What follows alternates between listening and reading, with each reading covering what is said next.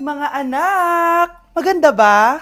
Oh, mawawala ako ng 3 araw Nay, kailangan ba talaga tumuloy doon? Importante yun anak. Minsan lang ikasal yung kumare ko, no? Tsaka sa Cebu siya gagawin, di ba? Shala. Basta Nay, mag-ingat ka ha. Oo naman anak, huwag ka mag-alala.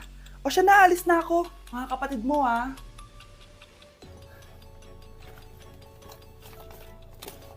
Saan yung wallet ko? Ay kuya, balik tayo sa bahay. Nakalimutan ko yung wallet ko. Ano ba yan? Maliliit na ako. Saan na ba yan? Ito. Ano ba yan? Oras na. Mabuhay ma'am, welcome to Air Philippines. How can I help you? Ay. Miss, dito po ba yung flight VD415? Yes po ma'am, check ko lang po. As per dito ma'am, nakaalis na po yung aeroplano. Ha? Hindi ako pwede malit sa kasal na kumare ko. Kailangan ko umabol. Ma'am, kailangan niyo po ulit mag-rebook so ang next available flight is bukas pa po ma'am. Ano ba yan? Gawin mo ng paraan. Diyos ko, sayang lang pera ko.